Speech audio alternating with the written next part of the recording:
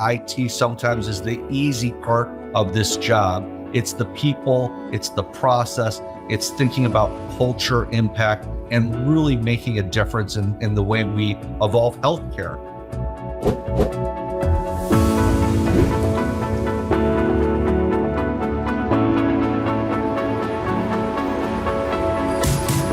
Hello, everyone, and welcome to a special live episode of the EvidenceCare podcast, where we tell the stories of clinicians, healthcare leaders, and innovators who are improving the way clinicians work and deliver care. I'm Spencer Holloman. I'm the SVP of Marketing at EvidenceCare, and this is a special episode because the live version of this episode is exclusive to CHIME members. So welcome to all those joining us from CHIME in the audience today, and thank you to CHIME as an organization for co-hosting this event. I'm really excited that you get to hear today EvidenceCare's Amy Deaton interviewing Jeff Sturman from Memorial Healthcare System. I'll let her introduce herself and Jeff, but if you have any questions during this interview, there's a Q&A tab over on the right side of your screen where you can submit a question, and we'll leave some time at the end for answering some of those. So thank you again for being here. Amy, the stage is all yours. Great. Thanks, Spencer. I'm thrilled to be hosting this special episode of the EvidenceCare podcast. Again, my name's Amy Deaton. I'm the COO with EvidenceCare. And on the show today, we have Jeff Sturman. It's always fun to have these conversations with a former colleague. And I want to share a little bit about Jeff. In order of importance, Jeff is a husband and dad to two college boys, an avid tennis player, a Big Ten fan, and a seasoned healthcare executive who is the Senior Vice President and Chief Digital Officer at Memorial Healthcare System and South Broward Hospital District. Thanks for joining me today, Jeff, and welcome to the show. Aim, it's great to be with my friend here, and that's first and foremost for me. I get to spend a little bit of time with my friends, so it's great to be here. Thank you. Great. Well, I wanted to, first off, congratulate you on another recent accomplishment. Congrats on your CHIME board appointment. Maybe we can warm up here by having you share, why did you want to be part of the CHIME board? Sure. So no, thank you. And the appointment doesn't formally start, I don't think, until January 1st. I'm still getting my feet wet with knowing a little bit more, but I'm excited about it. And I've been a long time member of CHIME. I think CHIME is a terrific organization. I'm not just saying that because there's probably someone that works from CHIME on this call right now, but there probably is. And so it really is a great avenue for us to collaborate and CIOs to network and learn from each other. And that's really what my mission is all about. I think relationships are really important, and never can we all know all the answers. I certainly don't. And I learned so much from my colleagues across the industry, and we get to share information. And why be on the CHIME board? One, to influence exactly that, the programs that they have, to be influential in their evolution. We're in such a fast-paced environment that it's hard to keep up to date. As a CIO or Chief Digital Officer, it's hard to keep up to date. As an organization that's focused on this industry, you want to make sure you're relevant, and you want to make sure that you get the best information and things that are most pertinent to all of us. And hopefully I can represent a little bit of all of us to CHIME through that process of being on their board. But it's also great fun to really, again, be part of a group of people that I think are shaping the way delivery of healthcare works. And CHIME is absolutely part of that delivery of healthcare. You can say that technology and digital guys don't get to deliver healthcare. I would argue that all day long. And I think we are absolutely the forefront of delivering, of changing, of adopting the way healthcare is being managed. So that's why being part of CHIME board is, I think, important to me. That's great. I think you're going to provide so much insight and be a valuable member there. So let's keep going with that. I was looking at your bio and I noticed that you are both a CHCIO and a CDHE. So really, this seems to reflect your role and during your tenure at Memorial.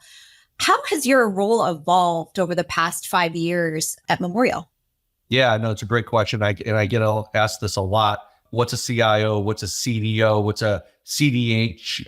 Whatever. And I think the reality is that every organization has to decide what they want to define that as and what they want it to be. And I can only speak for what we think of it at Memorial, why the shift happened.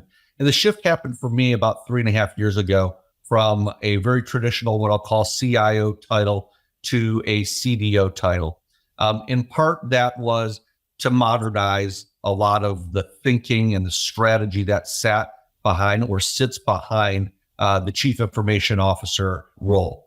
And when I talk about modernization, I get the great benefit and fortune to be influencing and being a part of not just our executive team, but really looking at this from a very strategic and operational lens of the way we deliver care again. And so it's not just about IT services. In fact, I would again argue that IT sometimes is the easy part of this job. It's the people, it's the process, it's thinking about culture impact and really making a difference in the way we evolve healthcare. Memorial is, and just for the background for maybe some of the listeners, Memorial is a great organization. We're 6 hospitals. We're, as you mentioned, the South Broward Hospital District. We're about 2,000 beds in total, 2,000 and then some providers across our medical staff. Our employed base of physicians is relatively small in the grand scheme of our total medical staff. We have about 400 employed providers, with most of them being very specialist in background, not primary care. So we have a small primary care footprint, in part because we didn't want to compete with the primary care providers in our community. And we hold that very important to what we do as our genesis of being a community-based healthcare system. But we've grown up, and we've grown up to become this very complex academic, tertiary care, quaternary care-based healthcare system with all the complexity that probably most of your listeners have, and then some. And so it was very intentional, I think, on my leadership team to say the chief digital officer is, again, impacting not just IT. My role gets to impact and think about, for example, consumer experience and how we engage consumers at a different level. So thinking that consumers are always going to come to us was what I kept on hearing, that we don't have to worry about it.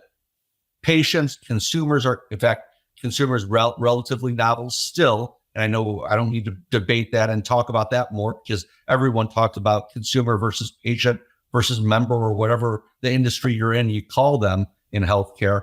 But thinking about how we really think about engaging consumers at a different level. So I have responsibility not only for IT and biomedical engineering or clinical engineering, but I also have responsibility for our call centers. So contact center report up through me. And about 3.5 years ago, those contact centers were very diverse in, 1, capability, 2, in technology, no standardization. So we've really been on this journey to more, again, I'll overuse it probably this afternoon, and talk about modernization, but thinking about modernization, not in the aspects of just technology, but thinking about it in terms of people, organization, process, governance, has been part of the rationale that sits behind the title now.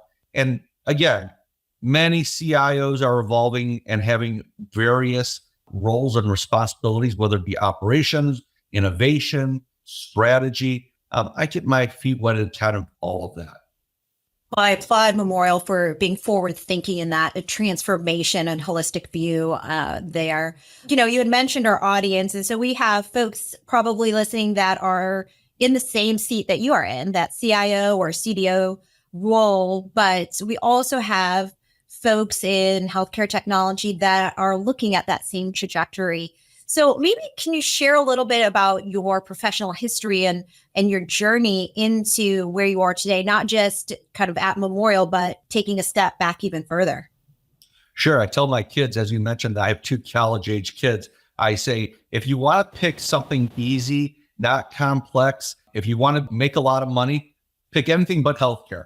But no, it's a great and energized environment. I mean, I think we all know we're all in healthcare. It's so fast moving and changing these days that for a lot of times, a lot of the history, and I've been doing this now for too many years, is that we always felt maybe a little bit stifled or a little bit behind with regard to technology and healthcare and where the industry was as compared to many other industries. And I still would argue that, again, we're probably behind, but we're catching up, and we're catching up fast. But my journey has been, I don't know, not that interesting, but I'll tell you about it. So I have my master's in health administration. I have my master's in business and undergrad in psychology and chemistry. So I thought I was going to be a doctor. I come from a family of doctors. It's kind of all I knew. And that family of doctors quickly came to me and said, "Nah, you don't want to do that. Go do something else and take a couple of years after college." So I listened to that advice. Maybe that advice was partially listened to and partially provided to me. And so I had the great opportunity to go get my master's and really didn't look backwards and said, okay, I really love the idea of management, of thinking about healthcare, but I'm a healthcare guy through and through, both by family and genetics almost, and certainly the passion by which I want to be a part of something. And so I really combined a lot of my desire to be in the healthcare industry with what I thought I was maybe okay at. I liked doing, I was okay at, and learning. And so I still, after grad school, didn't know what I wanted to do. So what do you do after grad school when you don't know what you want to do? You go into consulting. And consulting was a great way for me to learn the industry, to be broadly exposed to many different organizations, many different people, start influencing and impacting by doing project work. What it didn't give me a sense of was the politics, was the organization structure, was the internal workings of healthcare systems. And I felt like that was a gap. So I made a very intentional decision to leave consulting and go join one of my clients. And at that time, that client was Memorial Healthcare System. I had been consulting for 10 years, started in big consulting. At the time, it was big 6, big 8. Now I think it's big 4. I loved those kind of relationships I built, but I had a young family. Getting off the road, learning the operations was really important to me to see a different side of things. And so Memorial offered me a job, again, my client, and moved from Chicago to South Florida, where it's beautiful most of the year down here. In Chicago, it's beautiful 3 months out of the year. I happen to think Chicago might be the best city in the summertime in the country, but that's still a bias of mine. And I love the Midwest. I'm a Midwest boy. My wife's a Northeast girl, but we'll forgive her for that. And so yeah, it was a great move to learn Memorial, learn healthcare operations. And then, because I'm a little schizophrenic, I said, you know what? I've done a lot of work for about 8 to 10 years at Memorial. I'm going to go back into consulting and be at a different level in consulting. That's where I got the opportunity to work with my dear friend, Amy, and so many others who I think are among my closest friends. And we got to build a company together. We got to deliver. We got to sell. We got to learn a part of the business that when you work at big consulting, sometimes you don't get exposed to. When you work at a startup, entrepreneurial, eat what you kill model, take care of each other and become a family really together. That's what we got in our 4-hour life, Amy. And that taught me so much more with regard to relationship building. And it taught me about business development at a different level. I happen to think selling and business development is you either have it or you don't in a lot of respects. So some of it can be learned and some of it's probably just who you are by nature. And so I got to be very much a part of a building of a partnership. And then Memorial came calling again. And my former boss retired 6 years ago and said, would you ever entertain coming back to Memorial? And I said, well, I'm a partner in a consulting firm. Why would I do that? And make a long story short, which is long, I know, sorry for all your listeners. It just was a unique opportunity to come back and shape a community at a different level, be part of an executive team that I could help, again, influence. IT was not now what I would say sitting behind the scenes and being this very technically driven aspect to what it is that people like I historically have done. It was a strategic lever by which we really look at digital and technology to deliver care.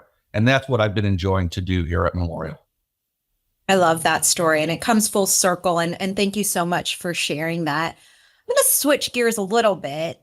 A challenge that I'm hearing from a lot of my clients and prospects, and it's probably not foreign to folks on the phone or yourself, is so how do you maintain operations while still exploring digital innovation, especially in an environment where costs are increasing, reimbursement is not increasing at the same pace, there's shrinking margins. I imagine you're grappling with this at Memorial, and can you share some insight on this topic, and then we'll pull the thread on it a little bit more?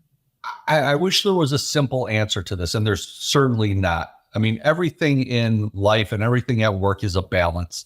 And if I could switch the light switch on and it just stays on and I get to focus on all innovation and thinking about the new and how we change, that would be my preference. The reality is that's probably less than 50% of what we do all day long. We're putting out fires. We're dealing with the here and now. We're focused on optimizing and operationalizing the systems that we already have. And then we're also thinking about all these net new things that we know we need to stay out in front of. I don't have this huge team of people just dedicated to innovation and thinking about change. I have a huge team in the grand scheme of things. I have almost 400 people that are focused in IT and digital on all of those things of keeping the lights on, maintaining what we have, doing an upgrade for Epic or implementing Workday on our ERP side, while also thinking about how are we going to take care of patients in a more predictive, proactive way, whether it be through remote patient monitoring, hospital at home programs, thinking about artificial intelligence and the policies and regulations that need to go in there. In fact, we were talking about this in an executive meeting today. Everything we do at Memorial should be tied back to a strategic initiative, a strategic part of our plan. So everything that we do at Memorial in IT should support what we're doing from an enterprise perspective. If we're doing an enterprise playing around primary care, I should be looking at what sort of tools and technology and digital is going to be influencing our primary care strategy.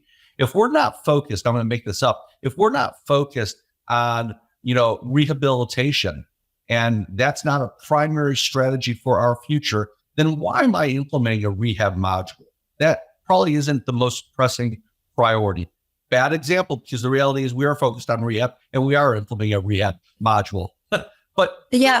those are how we need to balance, I think, the priorities. It's not a matter of, are these IT things important to me? It's, are these IT things important to our operators, our leaders in clinical areas, revenue cycle, business areas? And of course, I need to protect us and prioritize the things around infrastructure and security and keep sure that our computers and equipment are up to date.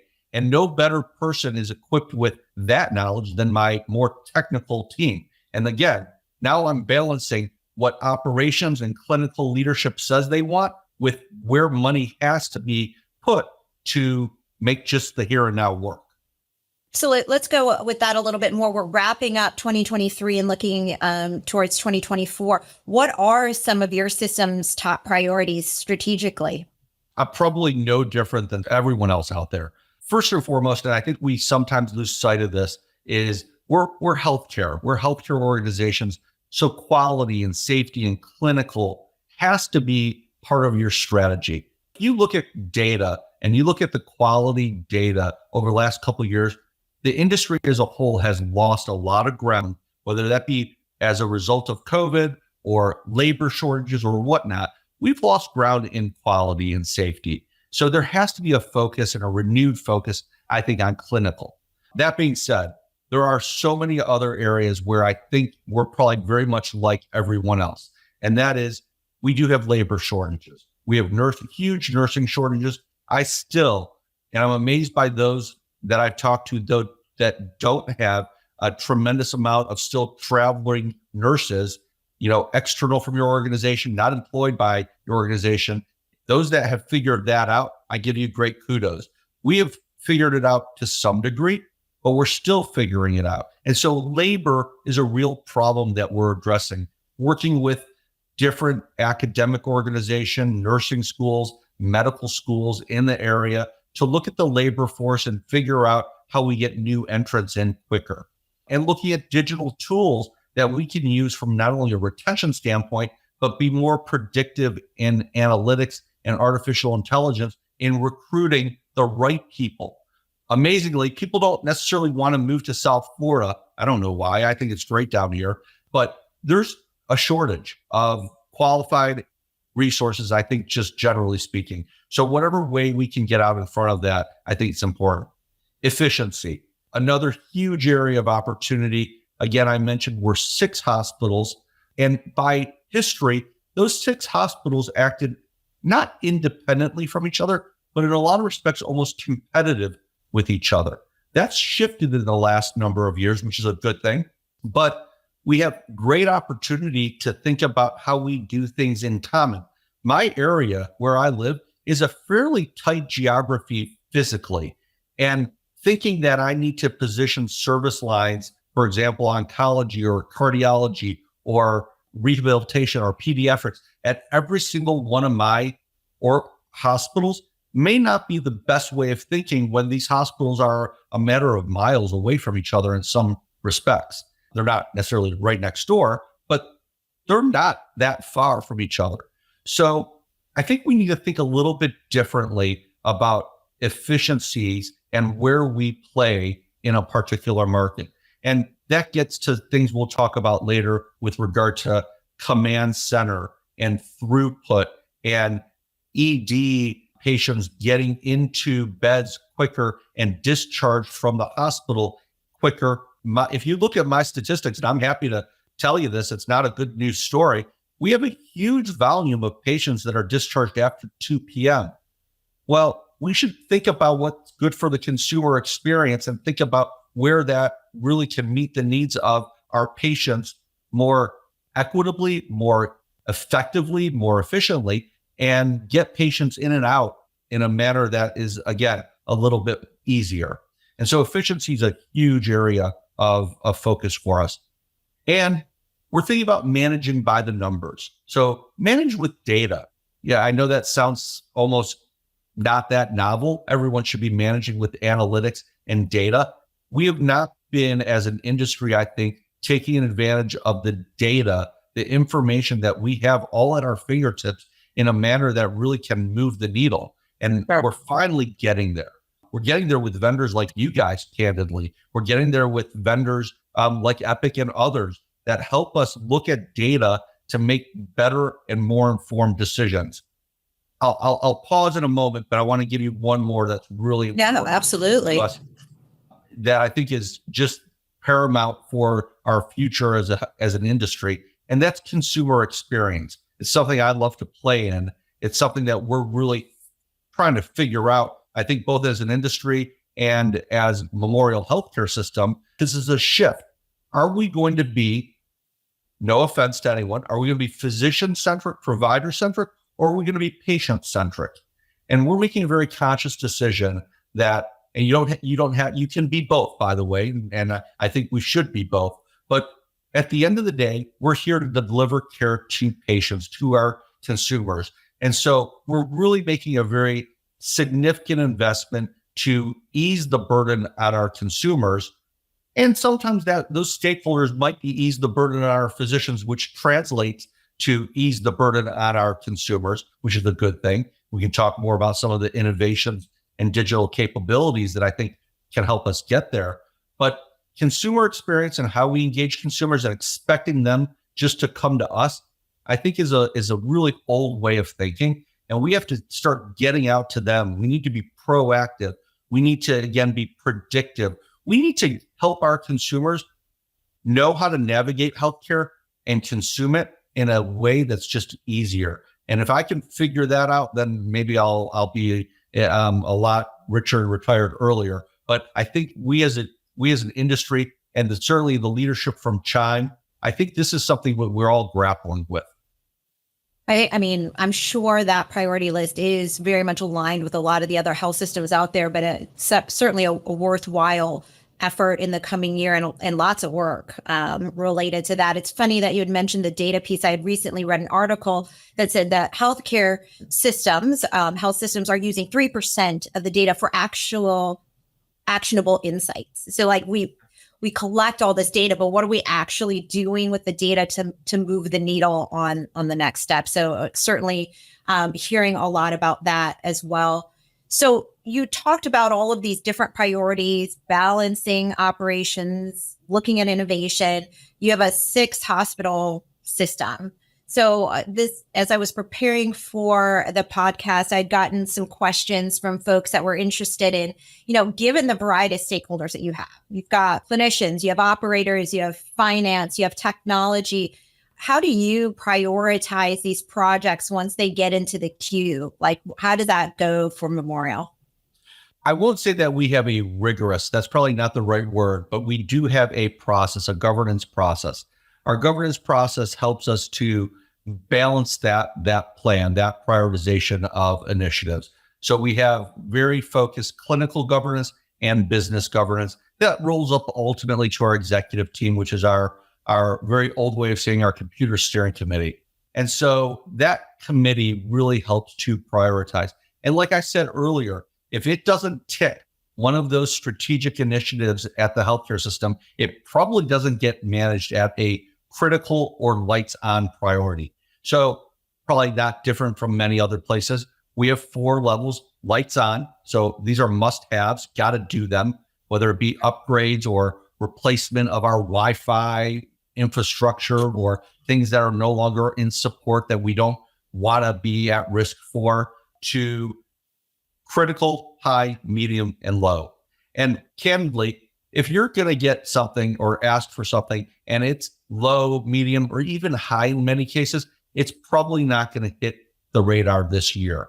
It doesn't mean it's not important. It just probably means it's going to be prioritized lower, and we'll probably need to turf it by a period of time.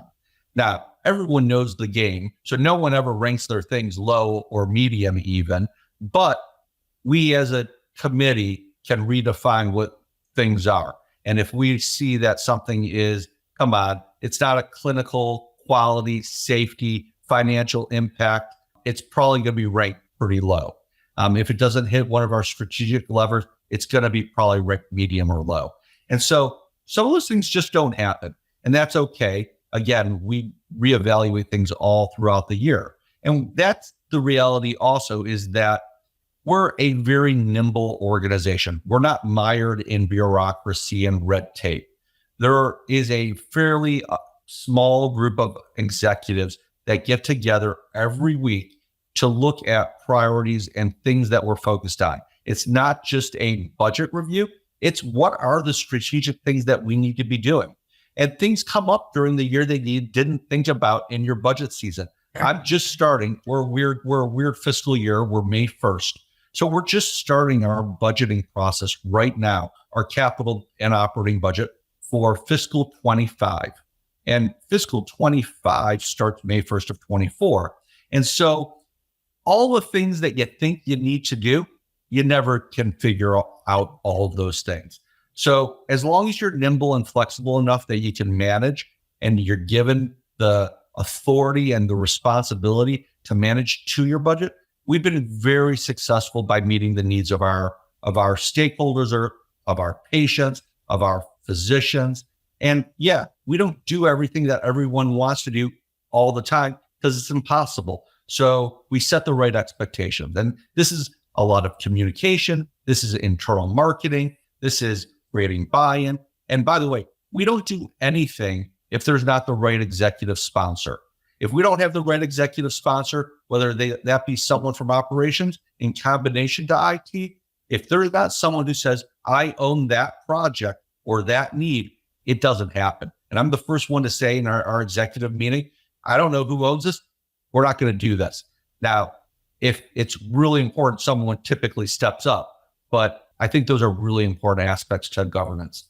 Yeah, absolutely. Because it's not just the technology, who's going to operationalize the output ongoing. So we might have some foundation folks listening as well. So kind of addressing this, what do you look for in your technology partners? So let's say they've checked the box, they are hitting a strategic initiative. What do you look for in your technology partners? If you want to work with Memorial, you got to beat this. Well, a couple of things. I mean, really, I think relationships are, as I said, hugely important. And you want to create trust. You want to create trust. You want to be authentic. You want to be there solving a problem. You don't want to be someone who's there looking for a problem. You want to be there to solve a problem. And so many times, whether you're in sales or business development or a vendor, and you're making a cold call or you got introduced to someone, you're sometimes there trying to sell a solution from the get-go without even knowing what you're trying to solve for the person on the other side of the phone. I think that's dangerous. I think, we're all very, very busy. And not that I'm going to call someone all the time knowing that I have this problem and you need to address it for me. So there is this, again, balance by which sometimes vendors can come up with some really great ideas that can move the needle that maybe we didn't think about. Maybe there's a use case somewhere else. And so I look for that education. I look for that collaboration. I look for that knowledge sharing. If a vendor provides to me, not in a salesy way, but in a true collaboration and education way, I get attracted right away. I think those are really important things for us all to think about because, like I said earlier, none of us can know everything.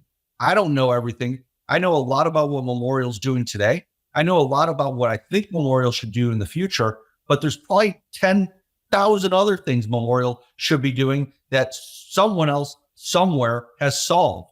And if I don't learn from those partners, those vendors about how to move the needle, then I'm probably not being innovative. I'm not being thoughtful, and I'm not being, for my own sake, collaborative.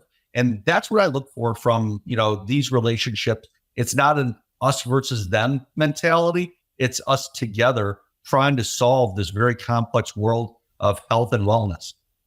Right. Great. So along those lines, talking about innovation and technology partners, what are some of the biggest innovations or things that have you excited in the coming year? Yeah. Everyone's talking about AI, so I'll hold that one for them because I will talk about it too. But there's so many things. I mean, the list is so long that we could probably spend the entire, I don't know how long we have, another, 15 minutes or so, just talking about what are those new things that get you really excited. At the end of the day, I get really excited about making healthcare easier. That's what as I've said many times over now, if we can just make this a little bit easier to consume and digest, then I think we're doing justice to our industry. If we can put health and wellness in the hands of our consumers so that we're not just thinking about healthcare being delivered in the four walls of our facilities, of our hospital, but that we are thinking about how health and wellness is getting translated by the normal person, whatever that is, who's not actually working every single day in this industry, and they can take advantage of information to make better decisions for themselves. Because the biggest advocate in healthcare is usually yourself or a family member. It's not your provider, it's not your physician, it's not your hospital, it's yourself. So if we can get tools and leverage digital technologies like what we do with MyChart in Epic and get that in the hands of our consumers to be more informational, better in providing data, I think that's a win. So that gets me excited. Prediction, proactive care. So this gets to AI. I mean, and many other areas. Whether I can see a patient in the hospital deteriorating before we can actually physically see it, but based on data and analytics and artificial intelligence and models that we put together, we can see certain outcomes that may be preventable. That would be huge. And that is huge. And that's already happened. I love the idea of ambient listening and creating a world by which our providers can be focused on a patient and really sitting with them face to face, listening to them, caring about them. and not being worried about the technology where it can be documenting for them. And we're doing that with our partners with Microsoft and Epic, and it's a game changer. It will, I think, change the way in which we think about better care. It's a better satisfaction for the providers. It's better satisfaction for the patient. It's better clinical documentation. So it's kind of better all the way around. And yes, it's expensive today, and hopefully that price will come down. But those are some real game changers. And the last thing, and I mentioned wellness, but the idea that there are organizations out there that are not just focused on how we think about healthcare today, but how we think about improving outcomes for a person who doesn't need healthcare today, but would in the future, and extend their life, like Blue Zones. And if you haven't heard about Blue Zones, you should read about Blue Zones. It's awesome. It's not just about diet, it's lifestyle, it's exercise, it's where you live, it's how you engage, social interactions, it's social determinants of health. These are absolutely huge aspects to healthcare and our well-being. So transportation and having a partner or someone you can speak to, these are real things. And this gets to the equity and diversity and inclusion conversation that I think is a real one. I love hearing how health systems are moving beyond those four walls and looking a little bit differently at healthcare. I want to save some time for audience questions, and I see a few coming in. So I'm going to start cherry picking off of that list. And so questions come in related to maintaining operations and balancing innovation. What about your thoughts on IT outsourcing versus keeping IT staff in-house? Any thoughts on that, Jeff? Yeah, it's a great question. And this has been a very cyclical, I feel like, conversation over many years. So I've been at this, I can't believe I'm going to say close to 30 years, but it is a cycle that happens. And I think there are real places in healthcare operations that are certainly prime and ripe for outsourcing, whether that be linen services or housekeeping or cafeteria, and even aspects of maybe customer service on the IT side, service desk. I think there are the right organizations that can do this really well. And I think it depends on where you sit. So if you're in an area, and I don't happen to be in an area where recruiting IT resources is so incredibly hard, but we do have some gaps. And so I'm looking at augmenting my team potentially on the service desks, the IT help desk, where maybe some of the easy stuff I can turf to a third party while we can be focused more on the complex stuff and really engaging with consumers, and not just outsourcing, but creating automation in some respects. Sure. So I know that wasn't the question, but I think you need to look at this from a multiple of ways, whether it be outsourcing, whether it be automation, what can you automate, the easy stuff, and then where do you really want to focus your internal resources? I don't think any of us can have enough resources ever. I don't think any of us can have, at least for me, enough primary care providers. So I'm thinking about leveraging telehealth and some of the outsourcing capabilities in our telehealth partners for actually delivering of care. So outsourcing is a unique and different thing for every organization to really figure out. I'm not going to be an organization that outsources my entire IT organization. Many places have tried it. Many places have tried it and have failed. Some have tried it and have been moderately successful, I think. So it just depends on your organization, your culture, what you're able to accommodate. And I know everyone is trying to look at outsourcing or managed services from a vendor or consulting standpoint. It's an annuity-driven business. I get it. It's brilliant from that standpoint financially and what you can serve. And I think there are spot areas that make great sense. I would just caution, do it for the right reasons. It'll be interesting to watch. I've been reading in the news different health systems going that route, and we'll see how all that turns out. So going to the questions again of Potpourri for 500, what's your take on how clinicians are interacting with the EHR? Has it improved over the last 3 to 5 years or only become more difficult? It's funny. You hear that the EHR was supposed to create a huge lift in productivity. I think the data suggests it hasn't. We have some very talented providers and physicians that are really well adept and have adapted well to our EHR. We have also some physicians who call it the necessary evil, and we have some physicians who just call it plain evil. And so it goes across the gamut. And I find that those providers that have been trained from almost getting into medical school and learning in the EHR from the get-go don't know anything else and think that it is absolutely a critical component to the way in which they manage a patient. And I don't want to necessarily be generational here, because there are some aspects of providers that probably look at this and say, it was so much easier to document on paper, and it was just easier way back when. Candidly, I made my dad retire before he had to adopt an EHR because I knew he doesn't even know how to type.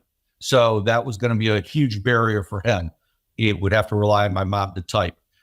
So I've seen a big lift and big evolution, I think, in the last 3 to 5 years with regard to those providers that were a bit of the naysayer, challenged by this in the early days. We've been live on our now Epic EHR for almost a dozen years. And in the early stages, it was a learning curve. And as we implement even new aspects to it, there's a learning curve, but people's expectations and getting used to it are there. So that transition of learning and evolving and becoming comfortable, it takes time. Every relationship takes time. So this is a relationship, and I'm happy that we're able to see the tools evolve so that, again, we can get more productive in dealing with patients and actually having the personal interaction with a patient. And the EHRs are really getting better at making that happen. Yeah, that's a funny story about your dad. The same thing with my dad. He retired right before they were about to implement Epic at his hospital. But, if I asked my brother, who's also a physician, I don't think he would ever go back to paper, So it just continues to evolve. Well, you know what, Jeff, this has been a great conversation. I so appreciate all of your insights and sharing your wisdom and knowledge with our audience. We're going to wrap up this episode of the Better Care podcast. And I want to thank CHIME for allowing us to partner on this podcast. And again, look forward to seeing some of our listeners at CHIME Fall Forum next week. If you want to meet up with Jeff or myself, connect with us on LinkedIn. And thanks again, Jeff, for joining us. And until next time, thank you, everybody. Thank you. Thank you, everyone. Thank you, Amy.